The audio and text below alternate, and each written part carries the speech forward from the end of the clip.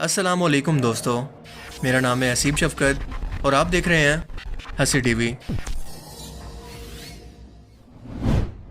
یہ آج سے 3500 سال پہلے کا زمانہ ہے، جب فرعون مصر نے موسیٰ علیہ السلام اور ان کی قوم بنی اسرائیل کا پیچھا کیا کہ انہیں ختم کر دے، اور اچانک ایک ایسا مقام آیا جہاں پر آگے صرف سمندر تھا اور پیچھے فرعون مصر کا لشکر، بھاگنے کا کوئی راستہ نہیں تھا۔ تب اللہ تعالیٰ نے موسیٰ علیہ السلام کو حکم دیا کہ اپنا عصا مبارک سمندر پر مارو، لہٰذا انہوں نے بالکل ایسا ہی کیا اور سمندر دیکھتے ہی دیکھتے 2 حصوں کے اندر پھٹ کر تقسیم ہو گیا، اور یہاں پر اتنا لمبا راستہ بنا کہ پوری بنی اسرائیل قوم اپنے مال و اسباب سمیت یہاں سے گزر گئی۔ مگر جب فرعون مصر نے، جو کہ خود کو خدا کہتا تھا، اور اس کے لشکر نے گزرنے کی کوشش کی تو سمندر واپس آ کر مل گیا جیسے پہلے موجود تھا، اور سارا کا سارا لشکر فرعون سمیت غرق ہو گیا۔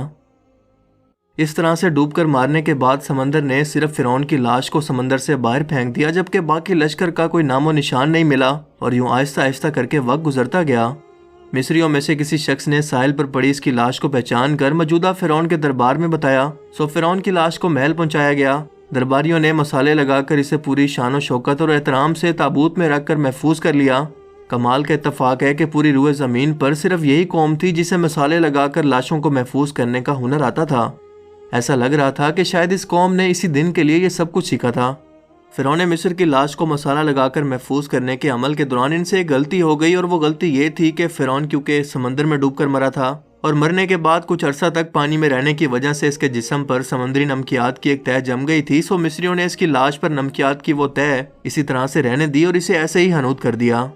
وقت گزرتا گیا، زمین و آسمان نے بہت سارے انقلاب دیکھے جس کی گرد کے نیچے سب کچھ چھپ گیا، حتیٰ کہ فرعونوں کی حنوط شدہ لاشیں بھی زمین کی تہوں کے اندر چھپ گئیں۔ ان کے نام صرف کتابوں اور ان کی تعمیرات اور شان و شوکت لوگوں کے ذہنوں کے اندر ہی رہ گئے، اس کے علاوہ ان کا بنایا گیا سب کچھ ختم ہو گیا۔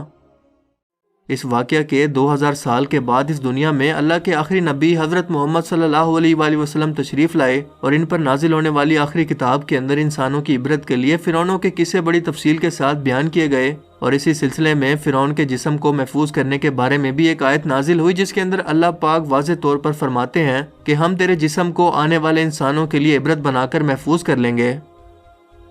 اس آیت مبارکہ کی سچائی پر تمام مسلمانوں کا یقین تو تھا، لیکن وہ یہ سمجھنے سے قاصر تھے کہ اس خدائی کا دعویٰ کرنے والے کی لاش بھلا کہاں محفوظ کی گئی ہوگی، اسے کیسے عبرت کا نشان بنایا جائے گا، کون اس کی تصدیق کرے گا۔ یہ اتنا نازک معاملہ تھا کہ ذرا آپ خود سوچ کر دیکھیں کہ قرآن پاک کے اندر بیان کیے گئے اللہ تعالیٰ کے تمام الفاظ میں سے اگر صرف یہ ایک آیت مبارکہ بھی یا اللہ تعالیٰ کا یہ دعویٰ نعوذ باللہ غلط ثابت ہو جاتا تو غیر مسلم کفار کے سامنے مسلمان کس منہ سے باقی قرآنی آیات کا دفاع کرتے؟ مگر یہ اللہ تعالیٰ کا کلام ہے جس کے اندر شک کی کوئی گنجائش نہیں، اسی لیے ہر دور کے اندر اس نے اپنے آپ کو اور اپنے ایک ایک الفاظ کو منوایا۔ سن 1871 میں مصر کے ایک شہر الگورنیا سے تعلق رکھنے والے غریب اور معمولی چور احمد عبد الرسول کو فرعونوں کی حنوط شدہ لاشوں کی طرف جانے کا خفیہ ترین راستہ مل گیا۔ یہ بس اتنا چاہتا تھا کہ فرعونوں کی لاشوں کے ساتھ موجود قیمتی نوادرات یعنی سونا، چاندی، ہیرے موتی وغیرہ کو چرا سکے۔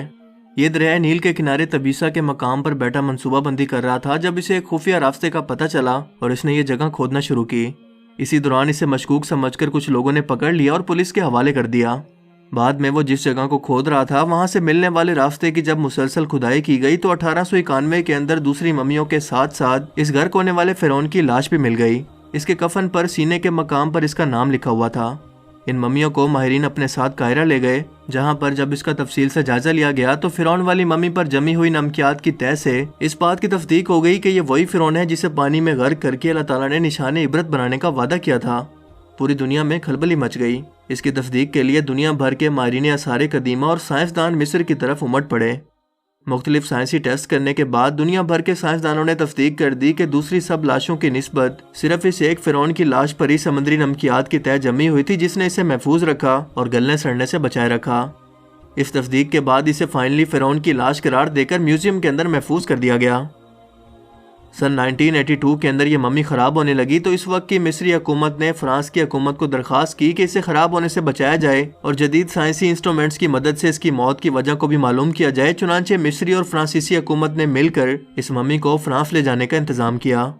جب فرعون کی لاش کو فرانس پہنچایا گیا تو ایئرپورٹ پر اس دور کے فرانسیسی صدر بذات خود حکومت کے تمام اعلیٰ عہدیداروں، تمام وزراء اور فوج کے افسران کے ساتھ اس کے استقبال کے لیے موجود تھے۔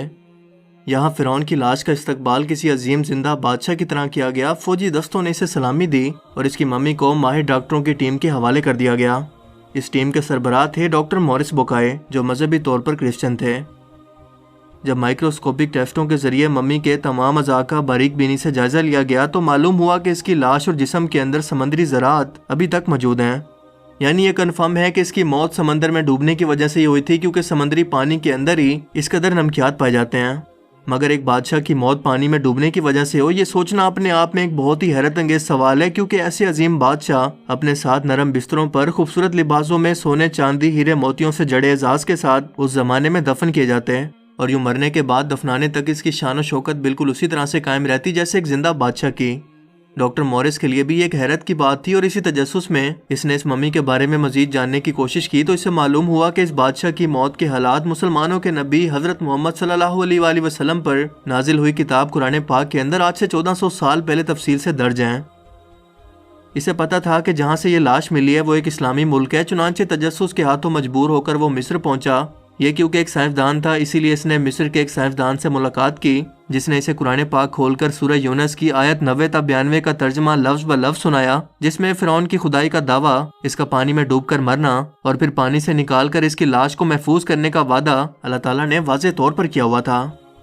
ان قرآنی آیات کا اشارہ بالکل واضح تھا اور صرف ایک جانب تھا کہ تجھے میں مرنے کے بعد آنے والوں کے لیے محفوظ کر کے عبرت کا نشان بنا دوں گا۔ ڈاکٹر مورس نے جب اس قرآنی آیات کا ترجمہ پڑھا تو بے اختیار چلا اٹھا کہ بالکل قرآن سچی کتاب ہے، اس کا ایک ایک لفظ اور اللہ کے پیغمبر حضرت محمد صلی اللہ علیہ وآلہ وسلم سچے ہیں۔ اسی وقت کلمہ پڑھا اور مسلمان ہو گیا۔ قدیم مصر کے اس فرعون توتن خامن کو عام طور پر ایک طلسماتی بادشاہ کے روپ میں پیش کیا جاتا ہے، جو بڑے روب و جلال والا اور مضبوط جسم کا مالک تھا۔ لیکن ایک طویل سائنسی تحقیق کے بعد اب اس کی اصلیت دنیا کے سامنے آ گئی ہے، کیونکہ ماہرین آثار قدیمہ، تاریخ دانوں، سائنسدانوں اور میڈیکل سائنس کے ماہرین نے مل کر مصری شہر غزہ کے اندر فرعون کے مقبروں کے شہر میں موجود توتن خامن کے ڈھانچے اور باقیات پر جب جدید ٹیکنالوجی کی مدد سے ریسرچ کی اور سپر کمپیوٹرز کی مدد سے 2000 جسمانی نقوش کی مدد سے اس کے جسم کے خد و خال کی تصویر کو تیار کیا تو معلوم ہوا کہ یہ فرعون قدر نازک جسم کا مالک تھا۔ اس کا بایاں پاؤں ٹیڑھا تھا اور بیماری اور کمزوری کی وجہ سے وہ چھڑی کے سہارے چلتا تھا۔ اس کے والد اخناتون اور اس کی والدہ کے ڈی این اے کے نمونوں سے یہ بھی معلوم ہوا ہے کہ اس کے والدین آپس میں بہن بھائی تھے۔ ماہرین کا کہنا ہے کہ اس فرعون کی جسمانی خامیوں کمزوریوں کی وجہ بھی یہی تھی کہ اس کے والدین کا آپس کے اندر دراصل بہن بھائی کا رشتہ تھا۔ یہ فرعون آج سے تقریباً 3500 سال قبل مصر کا حکمران تھا، اور اس وقت کی رسم کے مطابق ہر فرعون کی لاش کے ساتھ شاہی استعمال میں رہنے والی کچھ چیزیں بھی ساتھ دفن کر دی جاتی تھیں، جس میں سب سے اہم کچھ ہتھیار تھے۔ اور اس فرعون کے ساتھ جس خنجر کو دفن کیا گیا، اس پر ریسرچ کے مطابق اس کو دراصل کسی شہاب ثاقب یا ایسٹرائڈ سے حاصل ہونے والے کسی لوہے سے تیار کیا گیا تھا، جو اس سے پہلے 1925 کے اندر برطانوی ماہر آثار قدیمہ ہارورڈ کارٹر نے بھی دریافت کیا تھا، جس کی شیپ بالکل، یعنی ان دونوں لوہے کی دھات کی کیمسٹری بالکل ایک جیسی ہے۔ اس کے علاوہ سائنٹسٹ کو ایک اور بات نے چکرا کر رکھ دیا کہ اس لوہے کو زنگ بھی نہیں لگ سکتا تھا، اور اس طرح کے لوہے کی مصر کے اندر موجودگی بہت ہی حیرت کی بات تھی۔